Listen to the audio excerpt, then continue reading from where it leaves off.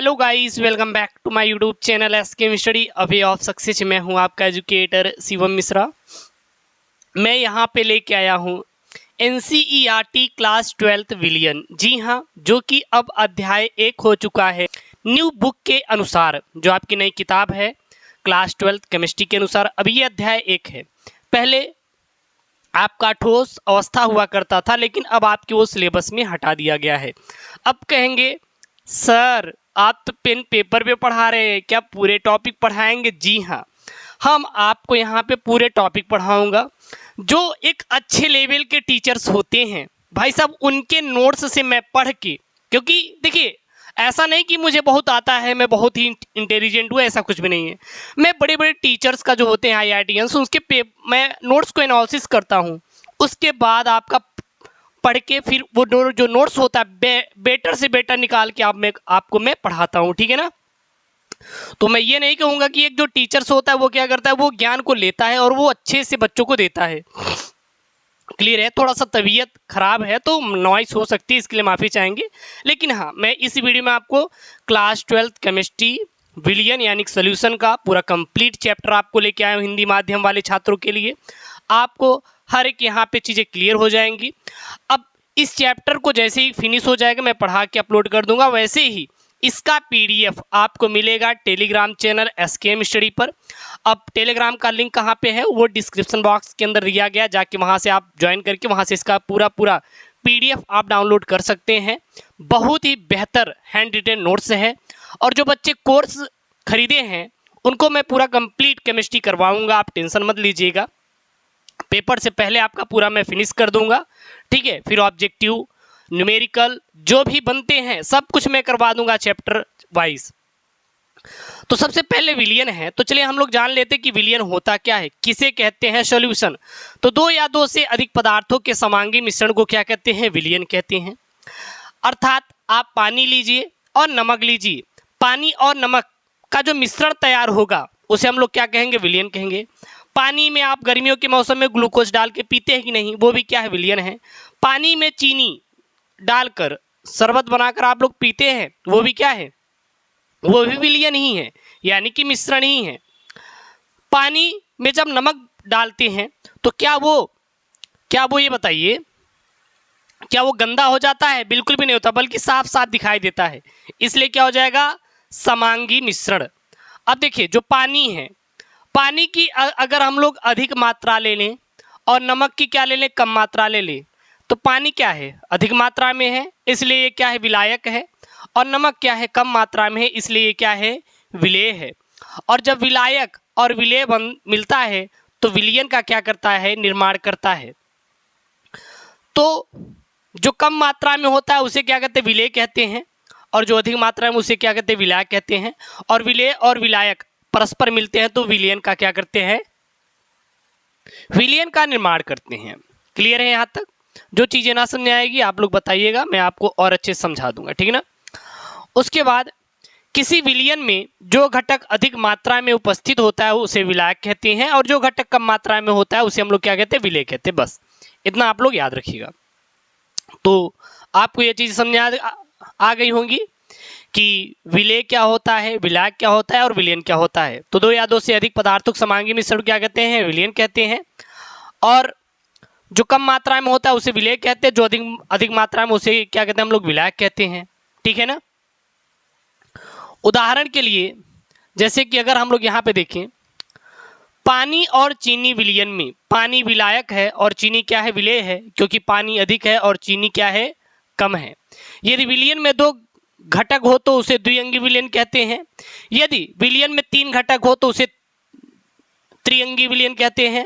जब घटक में 3 विलियन हो तो त्रिअंगी, 4 घटक हो तो उसे हम लोग चतुर्थ अंगी कहते हैं। मतलब कि जितने घटक, जैसे कि पानी और चीनी 2 घटक हैं तो द्विअंगी, पानी चीनी नींबू डाल दीजिए, वो क्या हो जाएगा? 3 घटक यानी कि त्रिअंगी। तो इसी प्रकार जितने भी घटक होंगे उतना ही यहाँ पे हम लोग नाम देते हुए चले जाएंगे।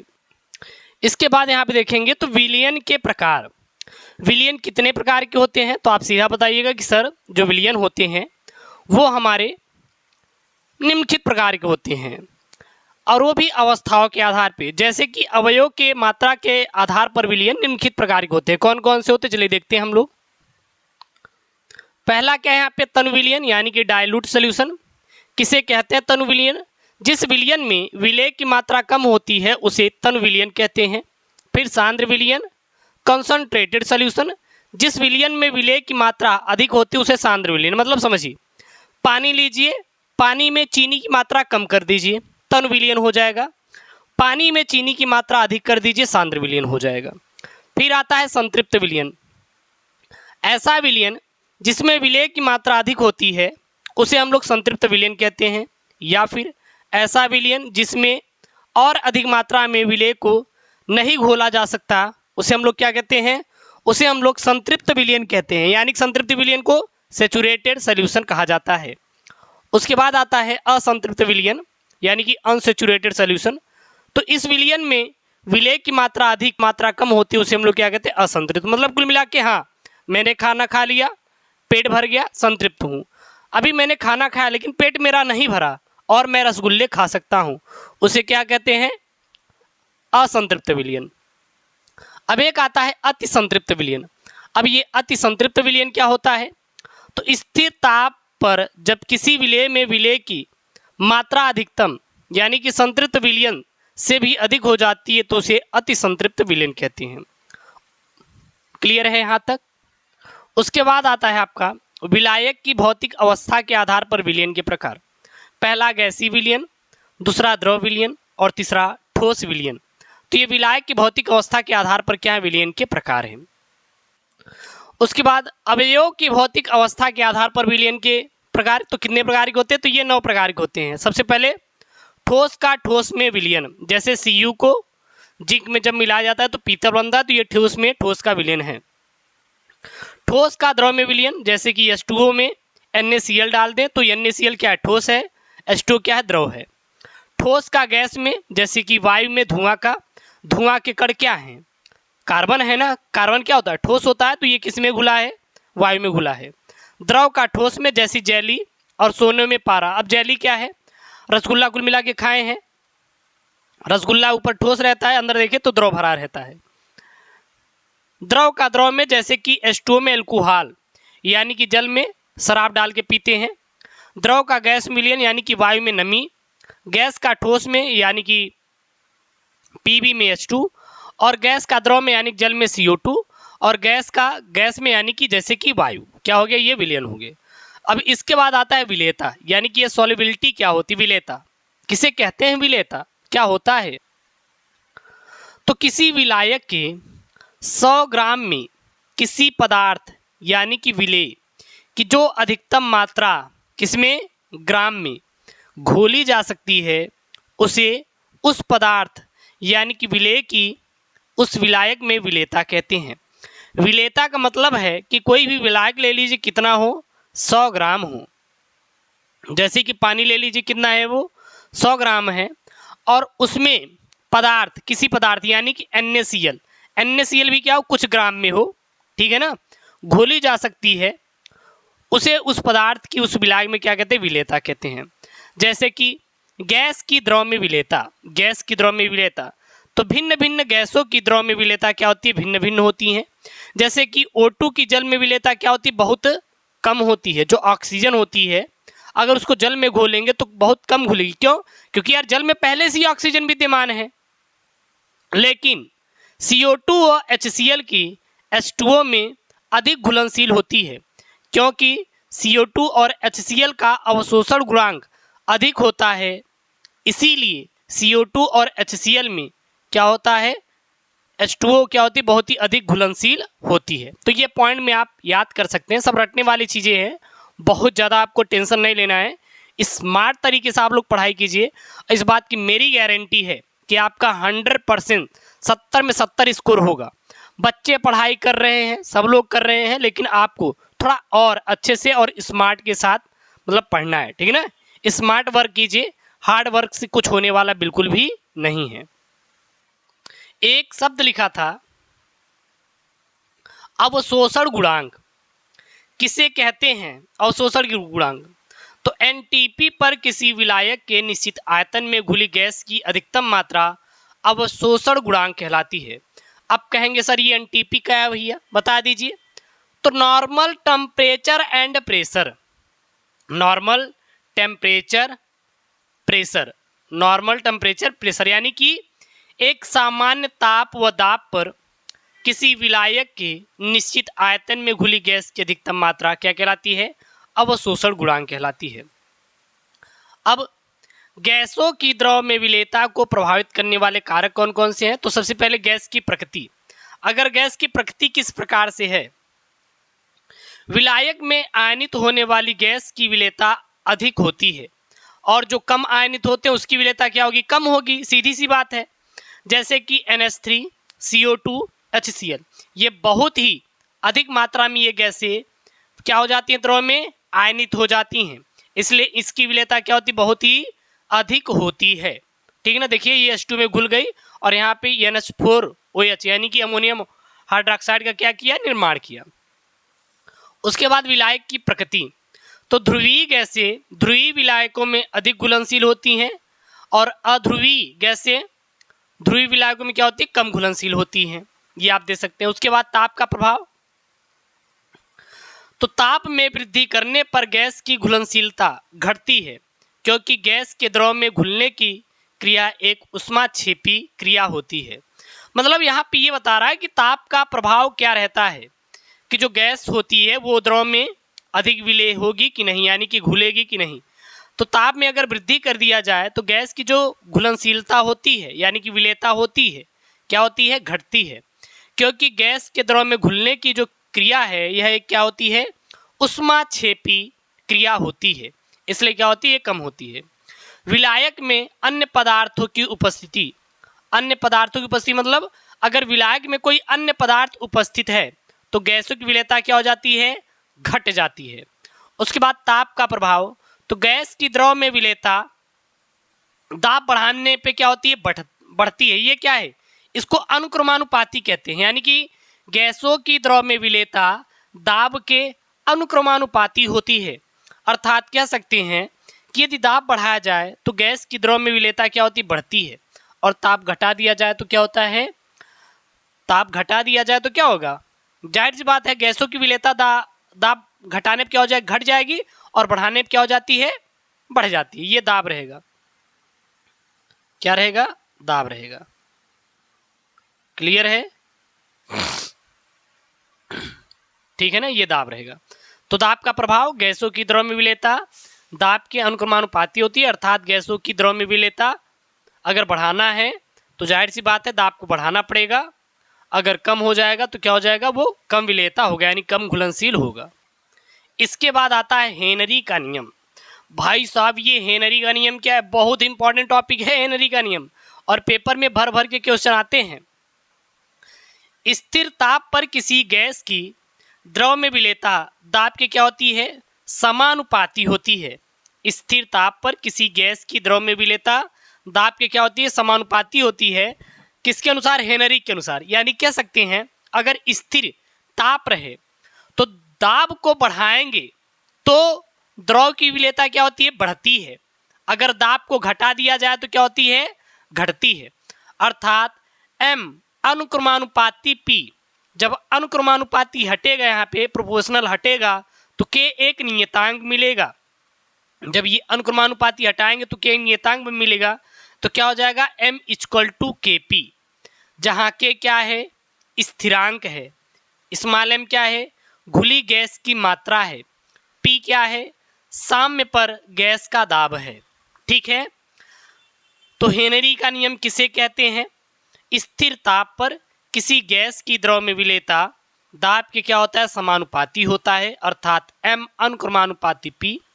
कह सकते हैं कि M = Kp, अर्थात K क्या है, एक स्थिरांक है, M क्या है, घुली गैस की मात्रा है, और P क्या है, साम्य पर गैस का क्या है, दाब है। क्लियर है। डाल्टन के नियमानुसार, अब डाल्टन ने क्या कहा भाई साहब इसके लिए, गैस की विलेयता या मोल प्रभाज, गैस की विलेयता या मोल प्रभाज। अब मोल प्रभाज को किससे दिखा रहे हैं, X से दिखा रहे हैं। गैस के आंशिक दाब यानी कि P के अनुक्रमानुपाती होता है, अर्थात गैस की विलेयता या मोल प्रभाज यानी कि x अनुक्रमानुपाती गैस का आंशिक दाब, यानी गैस का आंशिक दाब का मान बढ़ा देंगे तो गैस की विलेयता अर्थात मोल प्रभाज का मान क्या हो जाएगा, अधिक हो जाएगा, घटा देंगे तो कम हो जाएगा। ये सारी चीजें क्लियर हुई। चूंकि जो यहाँ पे दाब है यानी कि गैस का आंशिक दाब है वो क्या है, गैस की विलेयता यानी गैस के मोल प्रभाज के क्या है, अनुक्रमानुपाती है। जब अनुक्रमानुपाती हटेगा तो यहाँ पे KH क्या मिलेगा, स्थिरांक मिलेगा। तो P बराबर क्या हो जाएगा, KH इंटू एक्स। एक्स क्या है यहाँ पे, गैस की विलेयता यानी कि गैस का मोल प्रभाज है।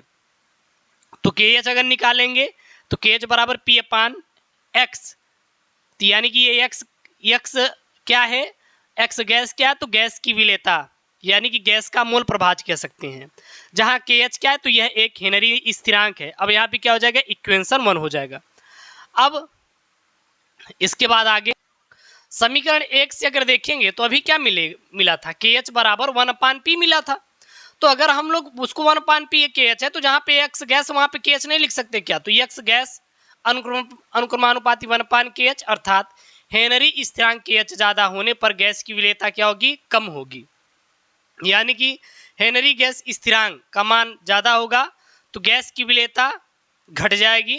अगर हेनरी स्थिरांक यानी KH का मान कम होगा तो जो गैस की विलेयता क्या हो जाएगी, बढ़ जाएगी। ठीक है, उसके बाद एक ग्राफ आता है, इसको देख लेते हैं।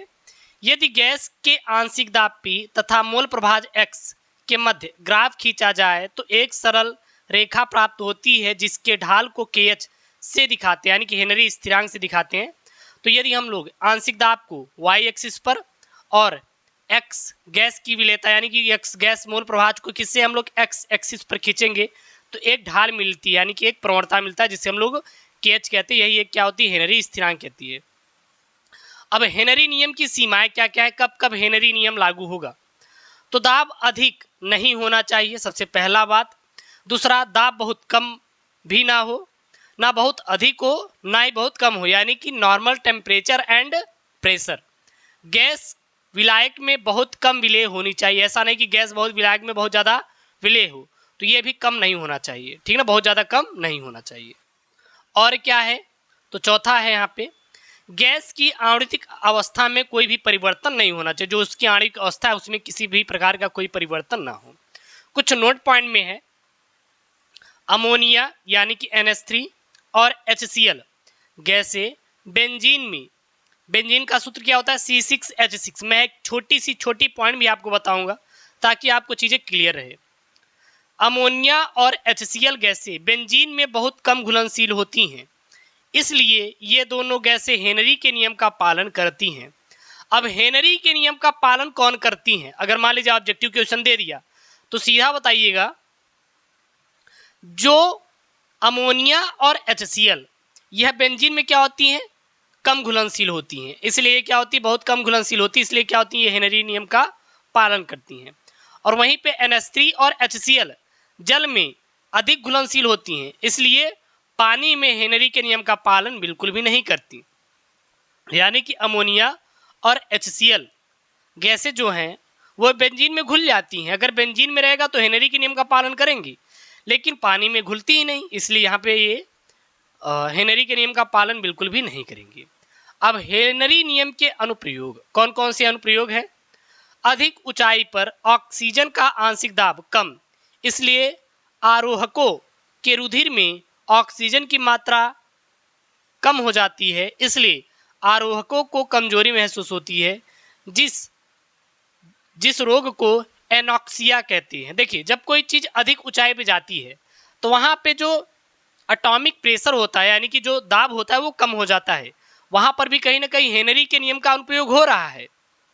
वहीं पर सोडा वाटर में CO2 की विलेयता बढ़ाने के लिए बोतलों को उच्च दाब पर बंद किया जाता है ताकि वो हेनरी के नियम का पालन करें। और गहरे समुद्र में जब गोताखोर जाते हैं तो नाइट्रोजन व ऑक्सीजन से भरा सिलेंडर लेकर जाते हैं, क्योंकि समुद्र के अंदर दाब अधिक होने के कारण ये अधिक घुल जाती हैं, परंतु बाहर आने पर दाब घट जाता है जिसके कारण भयंकर दर्द होता है, इसलिए गोताखोर N2O2 और हीलियम गैस से भरा सिलेंडर लेकर जाते हैं, जिससे इनके शरीर में घुलनशीलता क्या रहती है, कम रहती है। ठीक है, अभी हम लोगों ने पढ़ा कि गैसों की द्रव में विलेयता, अब हम लोग पढ़ेंगे ठोसों की द्रव में विलेयता। तो विलेयता क्या होती है फिर से देख लेते हैं। एक निश्चित ताप पर विलायक की निश्चित मात्रा में घुले हुए पदार्थ की अधिकतम मात्रा उस पदार्थ की विलेयता कहलाती है। अर्थात 100 ग्राम विलायक में किसी ठोस विलेय की जितनी अधिकतम मात्रा ग्राम में घुल सकती है उसे ठोसों की द्रव में क्या कहते हैं, विलेयता कहते हैं। अथवा आप क्या कह सकते हैं, एक निश्चित ताप पर 1 लीटर द्रव विलयन में ठोस पदार्थ के जितने अधिकतम मोल घोले जा सकते हैं उसे ठोस की द्रव में क्या कहते हैं, विलेयता कहते हैं। ठीक है, यहाँ पे देखो जो ठोस है इसमें हम लोग घोल रहे हैं 100 ग्राम क्या यहाँ पे विलायक है। ठीक है, जितना ये घुल सकेगा वही क्या कहलाता है, ठोसों की द्रव में विलेयता। अब ठोसों की द्रव में विलेयता को प्रभावित करने वाले कारक क्या क्या हैं। सबसे है विलेय एवं विलायक की प्रकृति किस प्रकार से है, यानी nature of solute and solvent. ध्रुवीय विलायक में ध्रुवीय विलेय अधिक घुलनशील होता है। यदि कोई भी ध्रुवीय विलायक है, यदि कोई भी क्या है, ध्रुवीय विलायक है, तो उसमें जो ध्रुवीय विलेय होते हैं क्या होते हैं, बहुत ही अधिक होते हैं। जैसे कि घुलनशील H2O में NaCl और KCl अधिक घुलता है, और वहीं पे C6H6 में NaCl, KCl और NH3 कम घुलनशील होता है। ऐसा क्यों? क्योंकि यहाँ H2O ध्रुवीय विलायक है और C6H6 क्या है, अध्रुवीय विलायक है। इसलिए H2O में NaCl, KCl ज़्यादा घुल रहा है। कुछ नोट पॉइंट में लिखेंगे, समान सदैव समान को घोलता है, यानी कि लाइक डिजॉल्व लाइक, यानी जो समान होता है हमेशा समान को घोलेगा, यानी कि ध्रुवीय हमेशा ध्रुवीय को घोलेंगे, अध्रुवीय अध्रुवीय को घोलेंगे।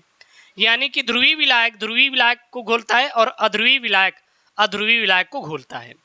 कुछ पॉइंट है, सम इंपॉर्टेंट पॉइंट, जैसे कि ध्रुवीय और अध्रुवीय अणु की पहचान किस प्रकार से करेंगे। तो ध्रुवीय अणु में निम्नलिखित में से कोई एक लक्षण होगा। सबसे पहला, सिरों पर धनात्मक और ऋणात्मक आवेश, असंतुलित संरचना, कोणीय संरचना और केंद्रीय परमाणु पर लोन पेयर इलेक्ट्रॉन यानी कि एकांकी इलेक्ट्रॉन युग्म होगा। जैसे कि H2O है, तो सबसे पहले देखिए क्या ये बैलेंस है, बिल्कुल भी नहीं बैलेंस है। और ये क्या बैलेंस है, कार्बन यहाँ पे देखिए, यहाँ पे क्या बैलेंस है। तो इससे आप देख सकते हैं कि ये ध्रुवीय विलायक है या फिर अध्रुवीय। ये बैलेंस नहीं है, इसलिए क्या है, ये आपका क्या है, ध्रुवीय है। और ये बैलेंस है, इसलिए क्या, ये अध्रुवीय है। क्योंकि ऑक्सीजन का यहाँ पे 4 संयोजकता होती है, लेकिन कितना मिला, 2 मिला और 2 यहाँ पे त्याग किया।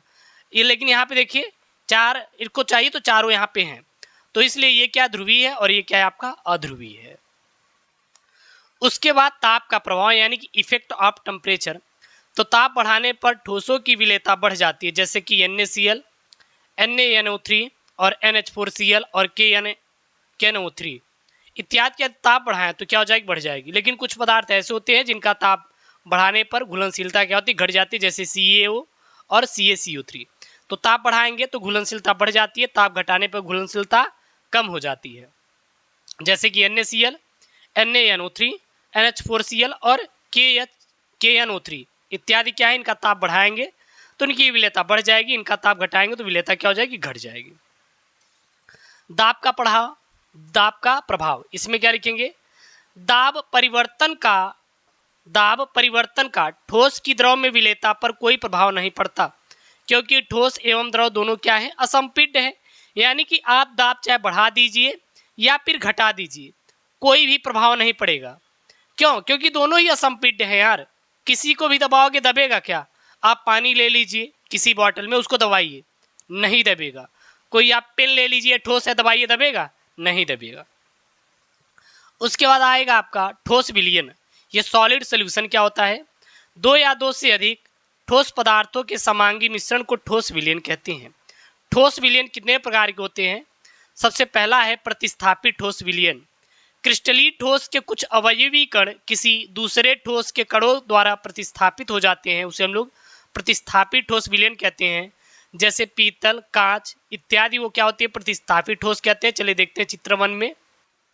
जैसे यहाँ देखिए, ये क्या है, ये ठोस जो विलयन है इसको हटाकर खुद घुस गए हैं, तो ये क्या है आपका प्रतिस्थापित ठोस विलयन। और दूसरा क्या है, अंतरकाशी ठोस विलयन। तो क्रिस्टलीय ठोस के अंतराल में या रिक्तियों में किसी दूसरे ठोस के विलयन कण आ जाते हैं, उसे हम लोग अंतराकाशी कहते हैं, जैसे टंगस्टन कार्बाइड। यहाँ पे देखिए, ये आपके क्या है, ये विलायक है और विलायक कणों के मध्य क्या घुस गए हैं, यहाँ पे हटाकर विलय घुस गए हैं, तो ये क्या है, अंतराकाशी ठोस विलयन है। उसके बाद विलयन की सांद्रता के पद, भाई साहब ये इंपॉर्टेंट है आपके लिए, हर एक परिभाषा आपको याद होनी चाहिए, तभी न्यूमेरिकल लगेगा, नहीं तो एक भी आप न्यूमेरिकल लगा नहीं पाएंगे, क्योंकि हर एक परिभाषा इंपॉर्टेंट है और यहाँ से प्रश्न भरे भराए और छापे, मतलब छप छप के प्रश्न पूछे जाते हैं खूब ढेर सारा, इसलिए आपको क्लियर होना चाहिए। सबसे पहला यहाँ पे देखिए क्या है, परसेंटेज W/W अथवा भार बट्टे भार प्रतिशत या द्रव्यमान प्रतिशत या मास प्रतिशत किसे कहते हैं, किसे कहते हैं द्रव्यमान प्रतिशत। तो किसी विलायक के 100 ग्राम में उपस्थित विलेय की मात्रा को द्रव्यमान प्रतिशत कहते हैं। द्रव्यमान प्रतिशत क्या होता है, किसे कहते हैं, W/W परसेंटेज। तो किसी विलायक के किसी विलयन के, अब विलयन क्या होता है, जिसमें विलेय और विलायक दोनों होंगे वो विलयन है। 100 ग्राम में उपस्थित विलेय की ग्राम में मात्रा को द्रव्यमान प्रतिशत कहते हैं। अब ये 100 ग्राम क्या है, ये आपका विलायक है और इस विलायक में क्या उपस्थित है, विलेय उपस्थित है, क्योंकि जो ज़्यादा मात्रा में रहेगा वो क्या होता है, विलायक होता है, और इसी को क्या कहेंगे, द्रव्यमान प्रतिशत। यानी कि द्रव्यमान प्रतिशत बराबर विलेय की मात्रा ग्राम में बटे विलयन की मात्रा ग्राम में गुणे 100। 100 क्यों, क्योंकि यहाँ पे प्रतिशत है इसलिए यहाँ पे 100 है। तो द्रव्यमान प्रतिशत क्या हो जाएगा, विलेय की मात्रा ग्राम में बटे विलयन की मात्रा ग्राम में इंटू 100। एक चीज याद रखना, विलायक आ जाए तो ए से दिखाएंगे, विलेय आ जाए तो बी से दिखाएंगे, विलयन आ जाए तो इसे टी से दिखा देंगे, ये चीज याद रखिएगा। विलायक आ जाए तो ए से, विलेय आ जाएगा तो बी से, विलयन आ जाएगा तो टी से। अब यहाँ पे देखिए, विलेय की मात्रा किसमें, ग्राम में, यानी कि वेट ऑफ सॉल्यूट बटे वेट ऑफ सोल्यूशन किसमें, ग्राम में इंटू 100। वही चीज़ है यहाँ पे, इसको मैंने डिनोट किया है, ठीक है। वेट क्या है आपका, भार है, मात्रा है, और बी क्या है आपका, विलेय है। डब्ल्यू क्या है आपका, भार मात्रा है, टी क्या है आपका, विलयन है। क्लियर है यहाँ तक। उसके बाद अगली परिभाषा आएगी भार बट्टे आयतन प्रतिशत किसे कहते हैं, या फिर वेट अपान वॉल्यूम परसेंटेज। तो किसी विलयन के 100 ग्राम ml,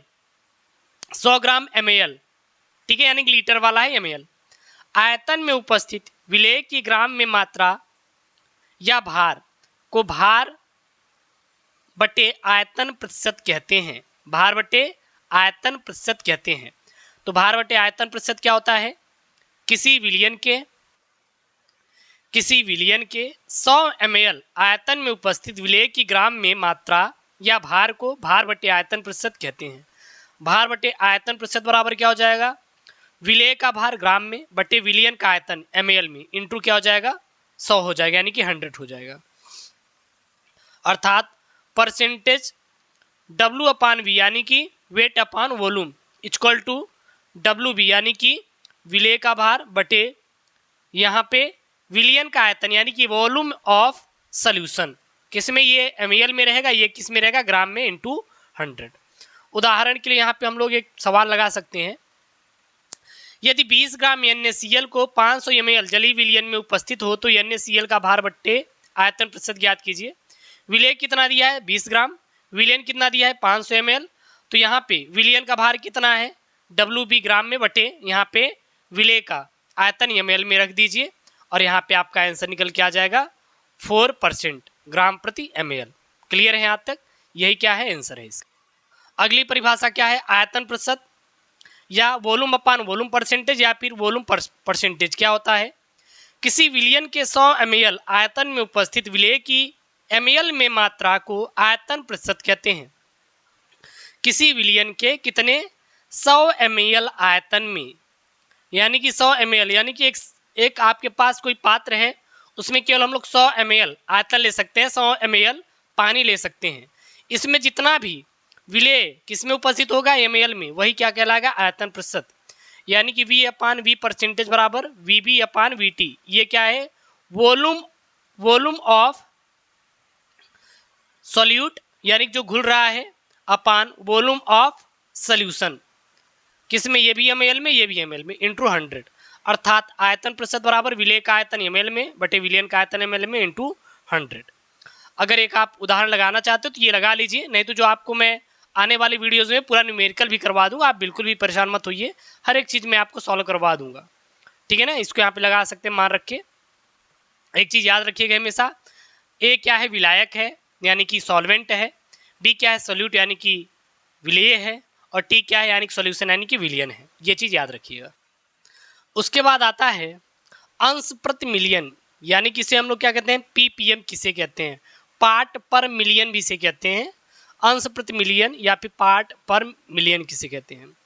तो किसी विलयन के 10 लाख यानी 10⁻6 भागों में उपस्थित विलेय के भागों की संख्या ppm यानी कि पार्ट पर मिलियन कहलाता है। अर्थात अंश प्रति मिलियन ppm बराबर विलेय का भार ग्राम में बटे विलयन का भार ग्राम में into 10⁶।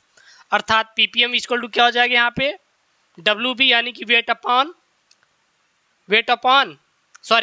Of solute upon weight of solution into 100, किसमें, ग्राम में।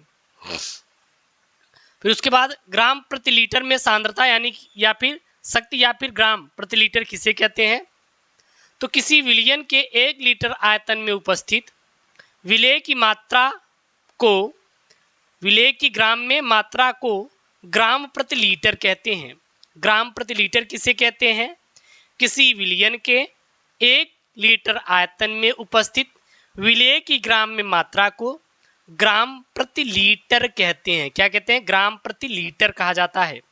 ग्राम प्रति लीटर बराबर क्या हो जाएगा, विलेय का भार ग्राम में बटे विलयन का आयतन किसमें, लीटर में, ठीक है। ग्राम प्रति लीटर बराबर सूत्र क्या हो जाएगा, विलेय का भार ग्राम में बटे विलयन का भार, विलयन का आयतन किसमें, लीटर में। अर्थात वेट ऑफ सॉल्यूट ग्राम में और वॉल्यूम मतलब क्या हो जाता है आपका, यहाँ पे विलयन आयतन हो जाता है, तो वॉल्यूम ऑफ सॉल्यूशन यानी कि VT। क्लियर है। ग्राम प्रति लीटर किसे दिखाते हैं, एस से हम लोग दिखाते हैं। इसके बाद आता है नॉर्मलता। नॉर्मेलिटी किसे कहते हैं, नॉर्मलता किसे कहते हैं।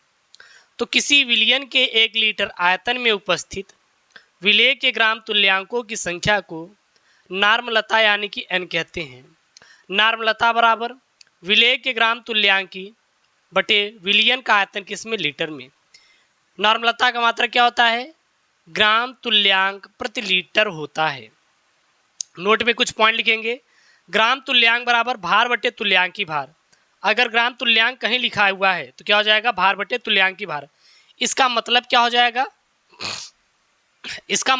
तो यहाँ देखिए, विलेय के ग्राम तुल्यांक यानी कि विलेय के ग्राम तुल्यांक बराबर क्या हो जाएगा, भार बटे तुल्यांकी भार, यानी कि विलेय का भार और विलेय का तुल्यांकी भार। ऐसे लिख सकते हैं, क्यों, क्योंकि विलेय के ग्राम तुल्यांक, अब ग्राम तुल्यांक बराबर क्या हो जाता है, भार बटे तुल्यांकी भार।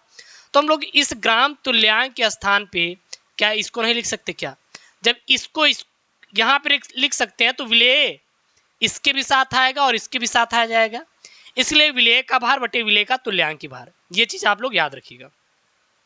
अब वही चीज़ यहाँ पे देखिए रख दिया गया।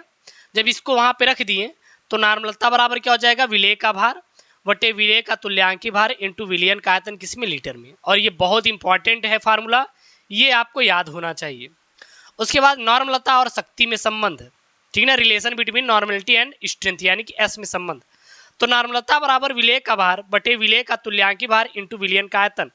शक्ति बराबर क्या होता है, विलेय का भार बटे विलयन का आयतन। तो विलेय का भार बटे विलयन का आयतन को हम लोग क्या लिख सकते हैं, शक्ति लिख सकते हैं। और ये क्या है आपका, नॉर्मलता है, तो नॉर्मलता बराबर क्या हो जाएगा, शक्ति बटे विलेय का तुल्यांकी भार। क्लियर है। ये हर एक फार्मूला बहुत इंपॉर्टेंट है। ये कैसे आप फिर समझ लीजिए। नॉर्मलता बराबर फार्मूला भी क्या पढ़े आप लोग, विलेय का भार बटे विलेय का तुल्यांकी भार और विलयन का आयतन, और विलेय का भार बटे विलयन का आयतन बराबर क्या होता है, शक्ति होता है, विलेय का भार बटे विलयन का आयतन। अब जहाँ पे ये दोनों हैं तो क्या वहाँ पे शक्ति नहीं लिख सकते क्या, तो यहाँ पे क्या लिख दिए, शक्ति लिख दिए, इसलिए क्या हो जाएगा, नॉर्मलता बराबर शक्ति बटे विलय का तुल्यांकी भार, क्योंकि तुल्यांकी भार यहाँ पे बचा हुआ है और इन दोनों के स्थान पे क्या हो गया, यहाँ पे शक्ति हो गया। उसके बाद आता है मोलरता, मोलरिटी। भाई साहब इसको एम से दिखाते, बहुत इंपॉर्टेंट है, भर भर के यहाँ से क्वेश्चन पूछे जाते हैं। क्या होता है मोलरता, किसे कहते हैं मोलरता, तो किसी विलयन के 1 लीटर आयतन में उपस्थित विलेय के मोलों की संख्या को मोलरता कहते हैं। मोलरता बराबर विलेय के मोलों की संख्या बटे विलयन का आयतन, इसका मात्रक मोल प्रति लीटर होता है। ठीक है, और हम लोग एक जानते हैं, यहाँ देखिए क्या, विलेय के मोलों की संख्या बटे विलयन का आयतन, और विलेय के मोलों की संख्या क्या होता है तो मोलों की संख्या बराबर होता है भार बटे अणुभार। क्या होता है, भार बटे अणुभार। हम लोग भार बटे अणुभार इसको कहते हैं ना। जब ये भार बटे अणुभार होता है तो आप क्या यहाँ पे विलेय के मोलों की संख्या के स्थान पे भार बटे अणुभार नहीं लिख सकते क्या, जब यहाँ पे भार बटे अणुभार लिख सकते हैं तो क्या हो जाएगा, विलेय का भार बटे विलेय का अणुभार। समीकरण 1 से मोलरता यानी कि m बराबर क्या हो जाएगा, विलेय का भार ग्राम में बटे विलेय का अणुभार इंटू विलेय का क्या हो जाएगा, आयतन। उसके बाद यहाँ पे एक न्यूमेरिकल है, न्यूमेरिकल अभी छोड़ते हैं हम लोग। जब न्यूमेरिकल अगर आप प्रैक्टिस करना चाहते हो प्रैक्टिस कर लीजिए, नहीं तो आने वाली वीडियोस में आपको मिल जाएगा। कंप्लीट सिलेबस है, आप परेशान मत होइए, कोई अगर आप टॉप टीचर्स का जाके भी पढ़ेंगे तो यही चीज़ पाएंगे। ठीक है ना, तो आप परेशान मत होइए, पूरी एक कंप्लीट सिलेबस है आपका। मोलरता बराबर फार्मूला यहाँ पे रख दिए, तो ये आपका न्यूमेरिकल है, तो न्यूमेरिकल आपको हम जब आगे हम प्रैक्टिस करवा देंगे तो आप परेशान मत होइए। इसका पीडीएफ आपको टेलीग्राम चैनल एसके मिश्रा मिल जाएगा, जो कोर्स भी लिए हैं उनको तो मिल ही गया है। ठीक है ना, परेशान मत होइएगा। इसके बाद मोलरता व शक्ति में संबंध, relation between molarity and strength, relation between molarity and strength यानी मोलरता और शक्ति में संबंध। तो मोलरता बराबर क्या होता है, विलेय का भार ग्राम में बटे विलेय का अणुभार इंटू विलयन का आयतन। शक्ति बराबर विलेय का भार बटे विलयन का आयतन, जो विलेय का भार है और विलयन का आयतन है, तो क्या यहाँ पे शक्ति नहीं लिख सकते क्या, जब यहाँ पे आप शक्ति लिख देंगे तो मोलरता बराबर शक्ति बटे विलेय का अणुभार, तो यही आ जाएगा यहाँ पे मोलरता बराबर शक्ति बटे विलेय का अणुभार। नॉर्मलता और शक्ति में संबंध, मोलरता व नॉर्मलता में संबंध क्या होता है, तो इसका आप सीधा सा अगर आप डेरिवेशन करना चाहते हो तो लिख सकते हैं। सबसे पहले नॉर्मलता बराबर विलेय का भार बटे विलेय का तुल्यांकी भार इंटू विलयन का आयतन। मोलरता बराबर क्या होता है, विलेय का भार, विलेय का अणुभार और विलयन का आयतन। कुछ यहाँ पे आपको बराबर दिखाई दे रहे हैं, क्या दिखाई दे रहे हैं, विलेय का भार बटे विलयन का आयतन और विलेय का भार बटे विलयन का आयतन। दोनों को दे देंगे भाग, जब दोनों को भाग दे देंगे नॉर्मलता और मोलरता, तो इससे ये दोनों कैंसिल हो जाएगा, तो आ जाएगा 1 बटे विलेय का तुल्यांकी भार बटे 1 बटे विलेय का अणुभार, इतना निकल के आ जाएगा। और इसके बाद क्या होगा, नॉर्मलता बटे मोलरता बराबर विलेय का अणुभार बटे विलेय का तुल्यांकी भार। ठीक है, यानी कि नॉर्मलता को n से, मोलरता को m से और विलेय का अणुभार और विलेय का तुल्यांकी भार को n से दिखाते हैं। जहाँ Pn क्या है, क्षारकता है, अगर अम्ल है तो अम्ल की क्षारकता, और n क्या है, अम्लता, और n क्या है, आवेश है। तो जहाँ पे आपका कह सकते हैं क्षारकता, अम्लता और आवेश हो सकता है। नोट में जितने भी मोनो बेसिक एसिड और मोनो एसिडिक बेस होते हैं, इनकी मोलरता और नॉर्मलता कितने बराबर होती है, 1 के बराबर होती है। ये जब न्यूमेरिकल लगाएंगे तो वहाँ पे काम आएगा। उसके बाद आता है मोललता। मोललता क्या होता है, किसी विलायक के 1 किलोग्राम में उपस्थित विलेय के मोलों की संख्या को मोललता कहते हैं। मोललता क्या होता है, किसी विलायक के 1 किलोग्राम में उपस्थित विलेय के मोलों की संख्या को मोललता कहते हैं। मोललता बराबर विलेय के मोलों की संख्या बटे विलायक का भार, किसमें, किलोग्राम में। चूंकि मोल बराबर भार बटे क्या होता है, अणुभार होता है, इसलिए क्या हो जाएगा फार्मूला देखिए आगे। मोललता बराबर हो जाएगा विलेय का भार ग्राम में बटे विलेय का अणुभार इंटू विलेय का भार, किसमें, किलोग्राम में। तो ये यहाँ से निकल के आपका फार्मूला आ जाएगा। न्यूमेरिकल हम आप लोगों को बोले हैं कि आगे प्रैक्टिस कर लेंगे, तो इसकी चिंता मत करिए। सबसे पहले आप लोग पूरा कवर कर लीजिए सिलेबस, उसके बाद ये हो जाएगा।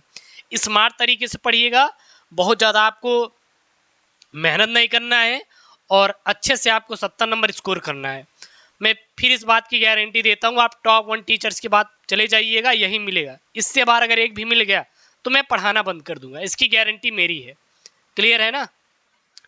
इसके बाद अगली हेडिंग आती है मोल प्रभाज, यानी कि मोल फ्रैक्शन। मोल प्रभाज, मोल फ्रैक्शन होता क्या है, किसे कहते हैं मोल फ्रैक्शन? तो किसी विलयन में किसी घटक का मोल प्रभाज उस घटक के मोलों की संख्या तथा कुल मोलों की संख्या के अनुपात के क्या होता है, बराबर होता है। अर्थात आप कह सकते हैं कि विलेय का मोल प्रभाज बराबर विलेय के मोलों की संख्या बटे विलेय के कुल मोल। ए क्या है विलायक, बी विलेय, टी क्या है आपका विलयन, एक्स क्या है मोल प्रभाज, एन क्या है मोलुक संख्या। अर्थात लिख सकते हैं कि एक्सवी यानी कि विलेय का मोल प्रभाज, बी क्या है आपका विलेय है, एक्स क्या है मोल प्रभाज है, तो विलेय का मोल प्रभाज बराबर एन क्या है मोलों की संख्या है, बी क्या है आपका विलेय है, तो विलेय के मोल बटे एन क्या है यहाँ पे मोलुक संख्या, टी क्या है आपका विलयन है, तो यहाँ पे विलयन के कुल मोल। और इसी प्रकार एक्स ए मतलब यहाँ पे विलायक का मोल प्रभाज बराबर विलायक के मोल और बटे विलयन के कुल मोल। तो एक विलेय और दूसरा विलायक के लिए। क्लियर है ना, इतना आप ध्यान दीजिएगा। विलेय का मोल प्रभाज और विलायक का मोल प्रभाज सदैव एक के बराबर होता है, यानी कि एक्स ए प्लस एक्स सी बराबर क्या हो जाएगा, 1 हो जाएगा। अब इसके बाद आता है वाष्प दाब। किसे कहते हैं वाष्प दाब? तो सबसे पहले आप समझ लीजिए कि वाष्प दाब क्या होता है, इसके बाद मैं आपको डायरेक्ट परिभाषा इसकी बता दूंगा। कोई भी बंद बर्तन ले लीजिए और उसमें कुछ द्रव को लेकर उसका ताप बढ़ाइए, फिर ताप को स्थिर कर देते हैं, तो प्रारंभ में वाष्पन का वेग अधिक होता है और संघनन का वेग क्या होता है, कम रहता है। लेकिन वही बाद में अगर देखेंगे तो वाष्पन का वेग क्या होगा, घटने लगेगा और संघनन का वेग क्या होगा, बढ़ने लगेगा। और कुछ समय बाद वाष्पन व संघनन के वेग के क्या हो जाते हैं, बराबर हो जाते हैं। और इस अवस्था को द्रव साम्य अवस्था कहते हैं, द्रव वाष्प साम्य अवस्था कहते हैं। तो वाष्प दाब क्या होता है सर, ये बता दीजिए हमें सीधा। वाष्प दाब से मतलब है मुझे ज्ञान मत दीजिए, आप ऐसा कहेंगे। तो वाष्प दाब की सीधा परिभाषा रख लीजिए कि साम्य अवस्था पर वाष्प के कणों का दाब ही वाष्प दाब कहलाता है। साम्य अवस्था पर वाष्प के कणों का दाब ही क्या कहलाता है, वाष्प दाब कहलाता है। अथवा निश्चित ताप पर द्रव वाष्प साम्य अवस्था में वाष्प द्वारा आरोपित दाब को वाष्प दाब कहते हैं। नोट में क्या लिखेंगे, किसी द्रव के कण ब्राउनी गति करते हुए द्रव के स्वतंत्र तल पर टकराकर वाष्प में बदलने के लिए जितना दाब आरोपित करते हैं उसे उस द्रव का क्या कहते हैं, वाष्प दाब कहते हैं।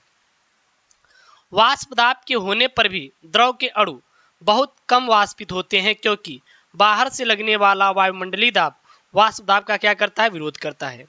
वाष्प दाब को प्रभावित करने वाले कारक कौन कौन से होते हैं? सबसे पहले होती है द्रव की प्रकृति।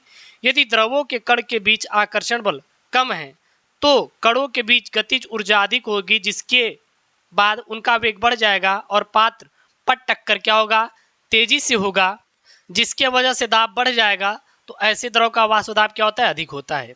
यदि द्रव के कणों के बीच आकर्षण बल अधिक है तो गतिज ऊर्जा क्या हो जाएगा, कम हो जाएगा, और वेग भी क्या हो जाएगा, बहुत ही कम हो जाएगा, और टक्कर धीरे से होगा, फिर दाब कम लगेगा। तो ऐसे द्रव का वाष्प दाब क्या होता है, कम होता है। यदि द्रव की सांद्रता अधिक है तो वाष्प दाब का मान क्या होगा, कम होगा। ये चीज याद रखिएगा नोट पॉइंट में।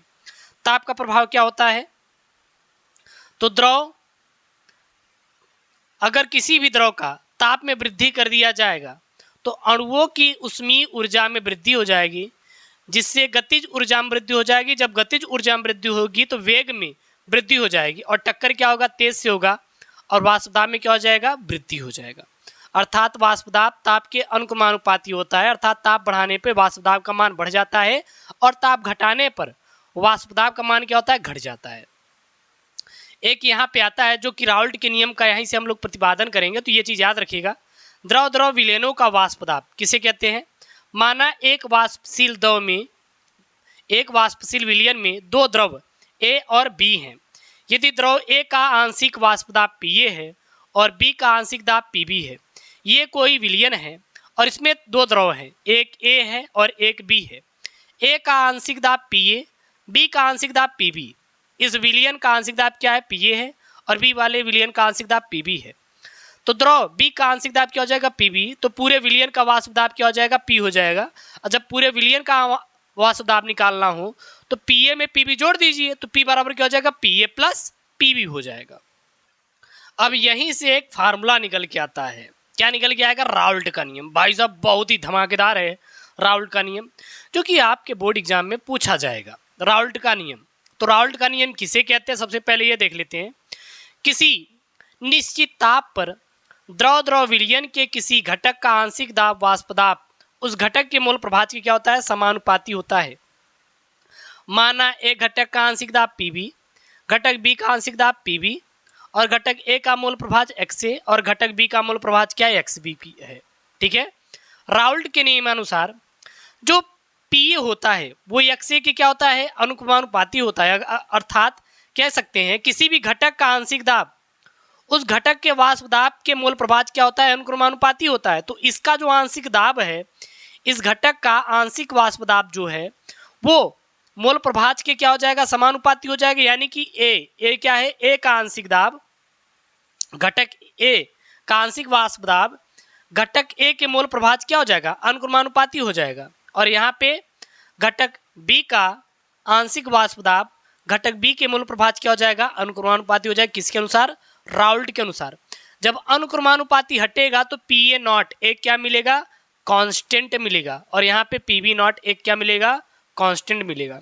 अब Pa नॉट और Pb नॉट क्या है, तो Pa नॉट जो है वो द्रव ए का शुद्ध अवस्था में वाष्प दाब है, और Pb क्या है, Pb नॉट द्रव बी का शुद्ध अवस्था में वाष्प दाब है। तो कुल वाष्प दाब बराबर क्या हो जाएगा, P बराबर Pa प्लस Pb हो जाएगा। तो P बराबर क्या हो जाएगा, Pa not XA plus Pb not XB, क्योंकि Pa का मान कितना निकल के आया, यहाँ पे Pa नॉट XA आया ना, और यहाँ से Pb का मान Pb नॉट XB आया। तो इसको यहाँ पे हम लोग क्या करेंगे, वैल्यू को पुट कर देंगे, और ये आपका क्या हो जाएगा, एक आपका फार्मूला बन जाएगा। हर एक फार्मूला बहुत इंपॉर्टेंट है, आपको याद भी होना चाहिए। उसके बाद राउल्ट नियम के कुछ सीमाएं हैं। जैसे राउल्ट का नियम केवल तन विलयनों पर ही कार्य करता है।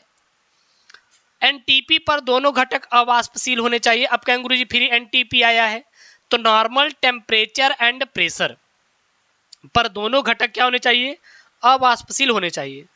विलेय विलायक में घुलनशील, संगुणित या वियोजित नहीं होना चाहिए। ठीक है ना, तो ये आपका राउल्ट नियम की सीमाएं हो गए। उसके बाद एक आदर्श विलयन और अनादर्श विलयन आता है। तो आदर्श विलयन क्या है, आइडियल सॉल्यूशन क्या है, वह विलयन जो प्रत्येक ताप व सांद्रता पर राउल्ट नियम के पालन करते हैं उसे आदर्श विलयन कहते हैं। काम खत्म। दो द्रव निम्न परिस्थितियों पे आदर्श विलयन बनते हैं। कब बनते हैं, जब दोनों द्रव की अणुओं की संख्या संरचना समान हो, जब दोनों द्रवों के अणुओं का आकार समान हो, जब दोनों द्रवों के अणुओं के बीच समान आकर्षण हो, तभी ये द्रव आदर्श विलयन होंगे।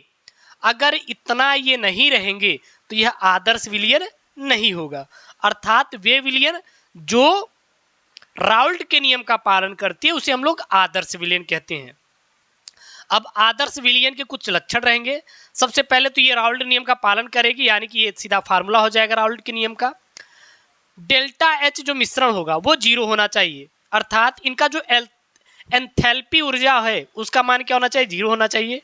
डेल्टा V मिश्रण 0 होना चाहिए, अर्थात आयतन जो विलयन का आयतन क्या होना चाहिए अणुओं का, वो 0 होना चाहिए। प्रत्येक द्रव के अणुओं के बीच आकर्षण बल दूसरे द्रव के अणुओं के बीच आकर्षण बल का मान क्या होना चाहिए, बराबर होना चाहिए।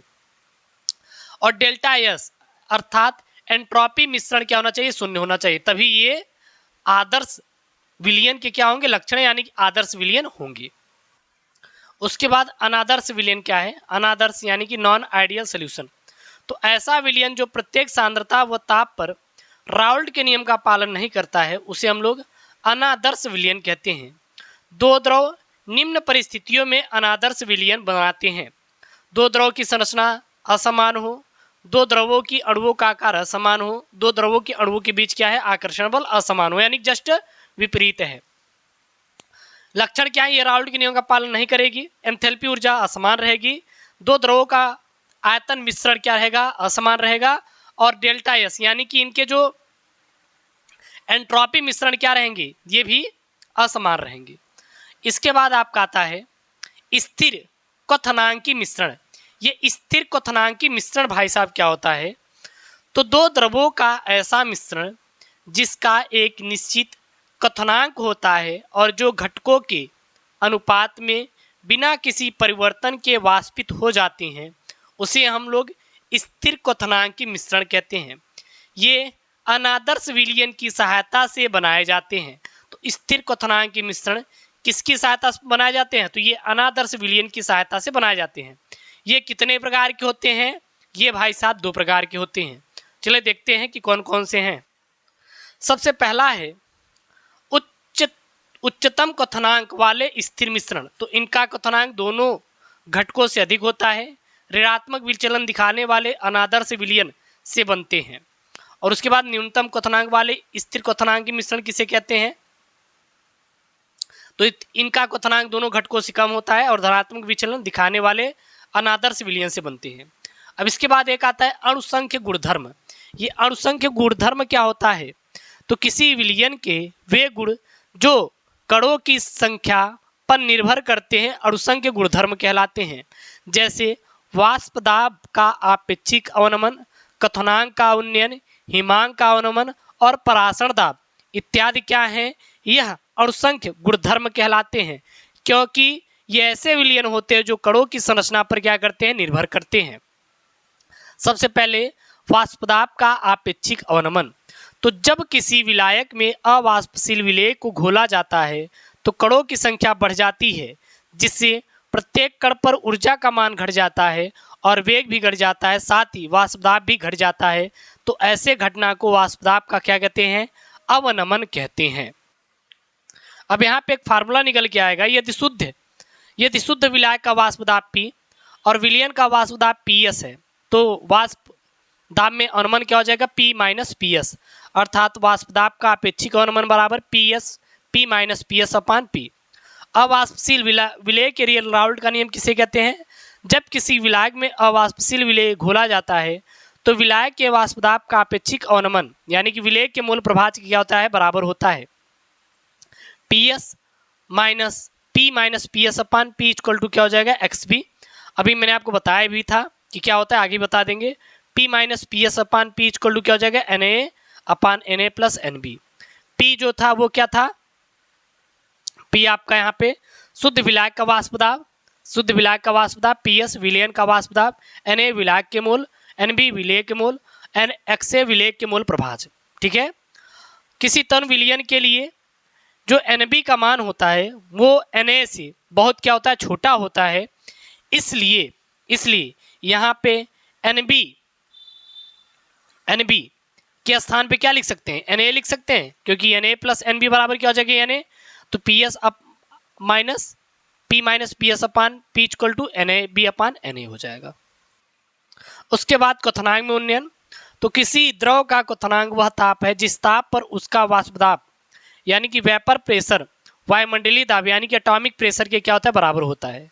जब किसी विलायक में अवाष्पशील विलेय मिला जाता है तो कणों की संरचना में वृद्धि हो जाती है और प्रत्येक कण की ऊर्जा वाष्प दाब क्या होता है, घट जाता है, लेकिन क्वथनांक बढ़ जाता है और इस घटना को क्वथनांक में उन्नयन कहते हैं। यदि शुद्ध विलायक का क्वथनांक T और विलयन का क्वथनांक क्या है, TS है, तो विलयन क्वथनांक में उन्नयन क्या हो जाएगा, TS माइनस T हो जाएगा। तो विलयन में क्वथनांक में उन्नयन मोललता क्या हो जाएगा, अनुक्रमानुपाती होता है, ये याद रखिएगा। अर्थात मोललता बढ़ेगा तो विलयन के क्वथनांक में उन्नयन क्या होता है, बढ़ता है। अगर मोललता घटेगा तो विलयन के क्वथनांक में उन्नयन क्या होता है, घट जाता है। मोनल उन्नयन स्थिरांक यानी कि क्वथन मापी स्थिरांक Kb क्या होता है, 1 किलोग्राम विलायक में विलेय का 1 मोल घोलने पर विलायक के क्वथनांक में जितनी वृद्धि होती है उसे Kb कहते हैं, अर्थात मोलल उन्नयन स्थिरांक कहते हैं। इसका मात्रक केल्विन किलोग्राम मोल इनवर्स होता है। क्या होता है कि यहाँ पे क्या है, केल्विन है ये वाला के, ठीक है, स्मॉल वाला के। फार्मूला क्या हो जाएगा, इसका मात्रक ये हो जाएगा m बराबर 100 अपान K इंटू स्मॉल W, ये क्या है, स्मॉल W है, अपान delta T into W capital W। m क्या है, विलेय का अणुभार, स्मॉल W क्या है, विलेय का भार, डेल्टा टी क्या है, क्वथनांक में उन्नयन, कैपिटल डब्ल्यू क्या है, विलेय का भार, और के क्या है, मोलल उन्नयन स्थिरांक यानी कि के भी है। इसके बाद आता है आणविक उन्नयन स्थिरांक यानी ग्राम अणु उन्नयन स्थिरांक।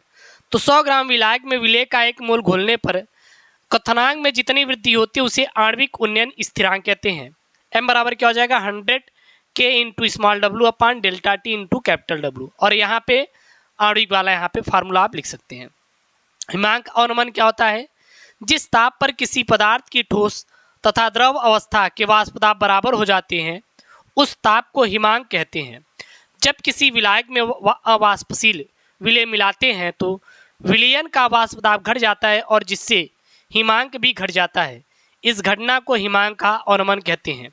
यदि शुद्ध विलायक का हिमांक टी तथा विलयन का हिमांक टीएस है तो हिमांक में अवनमन क्या हो जाएगा, टी माइनस टीएस, अर्थात हिमांक में अवनमन जो होता है वो मोललता क्या होता है, अनुक्रमानुपाती होता है, अर्थात मोललता बढ़ेगा तो हिमांक में अवनमन का मान बढ़ेगा, मोललता घटेगा तो हिमांक में अवनमन का मान क्या होता है, घट जाता है। उसके बाद आपका आता है मोलल अवनमन स्थिरांक KF। तो 1 किलोग्राम विलायक में विलेय के 1 मोल घुलने पर हिमांक में जितनी कमी आती है उसे KF कहते हैं। इसका भी फार्मूला सेम ही रहेगा। m क्या हो जाएगा, विलेय का अणुभार, k क्या हो जाएगा, मोलल अवनमन स्थिरांक, डेल्टा टी हिमांक में अवनमन, W क्या हो जाएगा, जो यहाँ पे स्मॉल W है विलेय वाला हो जाएगा, और कैपिटल W क्या हो जाएगा, विलायक का भार, और स्मॉल W विलेय का भार। उसके बाद आणविक अवनमन स्थिरांक।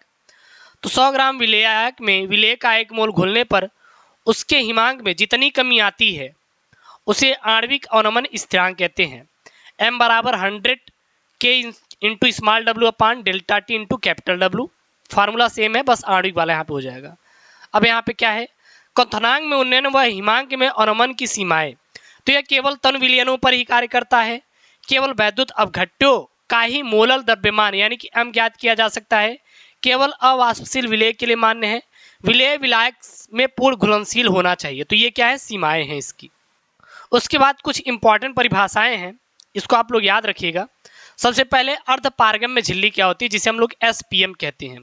तो ऐसी झिल्ली जिसके आर पार केवल विलायक यानी कि जल के कण ही जा सकते हैं उसे हम लोग अर्धपारगम्य झिल्ली कहते हैं, यानी कि SPM कहा जाता है। तो SPM क्या हो जाता, किसे कहते हैं, ऐसी झिल्ली जिसके आर पार केवल जल के ही कण जा सकते हैं और कोई भी नहीं, उसे हम लोग अर्धपारगम्य झिल्ली कहते हैं। जैसे कि अब आप कहेंगे गुरुजी हम ले लिए हैं किशमिश, डाल दिए दूध में और वो सुबह से क्या हुआ, वो घुल गया।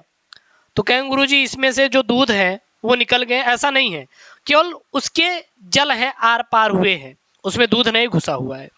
जैसे अंडे की झिल्ली, किशमिश का आवरण और अंगूर का आवरण, ये क्या है, अर्धपारगम्य झिल्ली में आते हैं। परासरण क्या होता है, जब दो भिन्न भिन्न सांद्रताओं के विलयनों को किसी अर्धपारगम्य झिल्ली द्वारा पृथक किया जाता है तो विलायक के कण तन विलयन के सांद्र विलयन की ओर गति करने लगते हैं। उस गति को ही क्या कहते हैं, परासरण कहते हैं। ये तन विलयन है, ये सांद्र विलयन है। अब सांद्र मतलब गाढ़ा, तनु मतलब पतला, लेकिन इस तन विलयन के जो कण हैं वो सांद्र की ओर गति करने लगेंगे, वही क्या कहलाएगा, परासरण। लेकिन कहेंगे गुरुजी ये तो गाढ़ा है तो तनु वाला इसमें क्यों घुलेगा, क्योंकि यहाँ पे एक SPM की झिल्ली लगी हुई है, यानी कि अर्धपारगम्य झिल्ली लगी हुई है। और अर्धपारगम्य झिल्ली का कार्य ही होता है कि केवल जल के कणों को ही ट्रांसफर करना। तो जो तन विलयन के जल के कण हैं वो किसमें घुस रहे हैं, वो सांद्र विलयन में घुस रहे हैं। क्लियर है। अब आता है परासरण के प्रकार। तो परासरण 2 प्रकार के होते हैं, अंतः परासरण और बाह्य परासरण। अंतः परासरण का मतलब ये है कि जब अर्धपारगम्य झिल्ली का अंदर से बाहर की ओर आए, नहीं बाहर से अंदर की ओर जाए तो उसे अर्धपार मतलब अंतः परासरण, और जब अंदर से बाहर आए तो क्या होता है, बाह्य परासरण। जैसे उदाहरण दे दे, आप ले लीजिए बादाम को भिगो दीजिए तो सुबह से देखेंगे वो फूल जाता है। तो ऐसा नहीं दूध उसमें घुल गया है, बिल्कुल भी नहीं, बल्कि जो जल होता है उसके अंदर घुसा रहता है। लेकिन वहीं पर जब आप किशमिश डाल दीजिए तो सुबह से वो बहुत ही ज़्यादा छोटा हो जाता है, तो उसका अंदर से बाहर आया है, लेकिन इसका अंदर से बाहर गया है। क्लियर है ना ये चीज़। अब एक आता है परासरण और एक आता है विसरण। ये परासरण और विसरण में अंतर क्या होता है? तो विलायक के कर्तन विलयन से सांद्र विलयन की ओर गति करते उसे परासरण कहते हैं, और विसरण सभी कण अधिक सांद्रता से कम सांद्रता की ओर गति करते हैं उसे हम लोग क्या कहते हैं? विसरण कहते हैं। इसमें अर्धपारगम्य झिल्ली यानी कि एसपीएम की आवश्यकता होती है, इसमें एसपीएम की आवश्यकता नहीं होती। ये केवल विलायक के कण ही गति करते हैं और इसमें विलय तथा विलायक के कण दोनों गति करते हैं। परासरण केवल द्रव में ही होता है और विसरण द्रव गैस अवस्था दोनों में होता है। परासरण को रोका नहीं जा सकता, लेकिन विसरण को रोका जा सकता है। अब एक आता है परासरण दाब। किसे कहते हैं परासरण दाब? तो जब किसी विलयन को शुद्ध विलायक के साथ एसपीएम यानी कि अर्धपारगम्य झिल्ली द्वारा पृथक करके रखा जाता है तो परासरण की क्रिया विलायक के विलयन की ओर गति होने लगती है, और इस परासरण क्रिया को रोकने के लिए विलयन पर बाहर से जितना अतिरिक्त दाब लगाते हैं उस विलयन का क्या कहलाता है? परासरण दाब कहलाता है। अर्थात विलयन का परासरण दाब बराबर विलायक का वाष्प दाब माइनस विलयन का वाष्प दाब। ये आप फार्मूला याद कर लीजिए, रट लीजिए, क्योंकि बहुत इंपॉर्टेंट है। इसके बाद आता है परासरण दाब के नियम। तो वांट हाफ ने तन विलयनों के लिए एक सिद्धांत दिया जिसके अनुसार तन विलयन में विलय के कण गैस के कणों की तरह व्यवहार करते हैं। अतः इन्होंने तन विलयनों के लिए विलय के लिए निम्नलिखित नियम प्रतिपादित किए। सबसे पहला बायल वांट हाफ नियम। ये बायल वांट हाफ नियम क्या होता है? स्थिर ताप पर किसी तन विलयन का परासरण दाब यानी कि P या पाई उसकी सांद्रता C के समानुपाती होता है। अर्थात P समानुपाती या अनुक्रमानुपाती C, P अनुक्रमानुपाती पाई। ये C या पाई दोनों क्या है आपके? यहाँ पे परासरण दाब है, और P क्या है आपका? सांद्रता C, ठीक है ना। और P और पाई क्या है आपका? परासरण दाब, C क्या है? सांद्रता है। उसके बाद देखिए यहाँ पे चार्ल्स वांट हाफ नियम। तो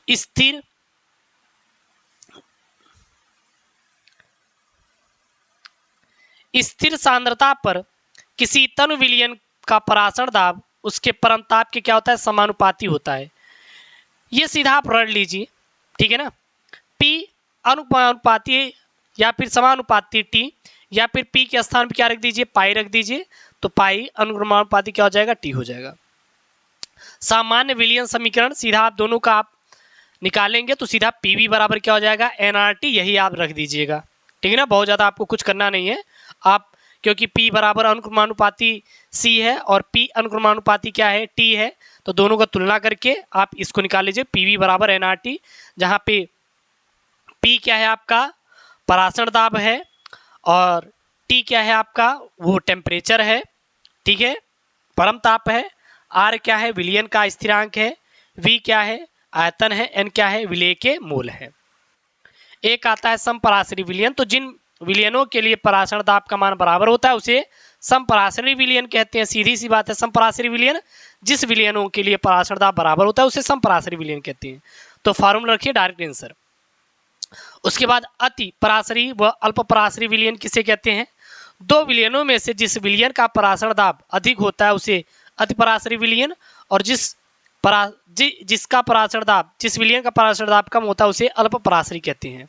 सांद्र विलयन अति पराशरी होता है और तन विलयन अल्प पराशरी होता है। उसके बाद समदाबी विलयन किसे कहते हैं? क्या होता है? तो इन विलयनों के केवल वाष्प दाब बराबर होते हैं, उसे हम लोग समदाबी विलयन कहते हैं। और एक वांट हाफ गुणांक आता है I, वियोजन या संगुणन के बाद कण और वियोजन या संगुणन से पहले कण। तो ये आपका यहाँ पर आपका कंप्लीट सिलेबस होता है। एक भी आपका यहाँ पे टॉपिक मैंने नहीं छोड़ा है, आप चेक कर लीजिए जाके। NCERT या फिर जो टॉप 1 के टीचर्स हों, भाई साहब ऐसा नोट्स आपको मिलने वाला नहीं है। हर एक मैं पॉइंट को कवर किया हूँ, जबरदस्त तरीके से मैंने यहाँ पे कवर किया हूँ, ठीक है ना। और आप पूरा कंप्लीट सिलेबस स्मार्ट तरीके से हमारे साथ तैयारी कर सकते हैं। हम लोग उतना पढ़ेंगे जितना बोर्ड में आएगा, लेकिन कंप्लीट सिलेबस पढ़ेंगे, ठीक है ना।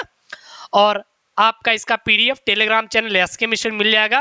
टेलीग्राम को ज्वाइन नहीं किया तो जाके टेलीग्राम से ज्वाइन हो जाइए।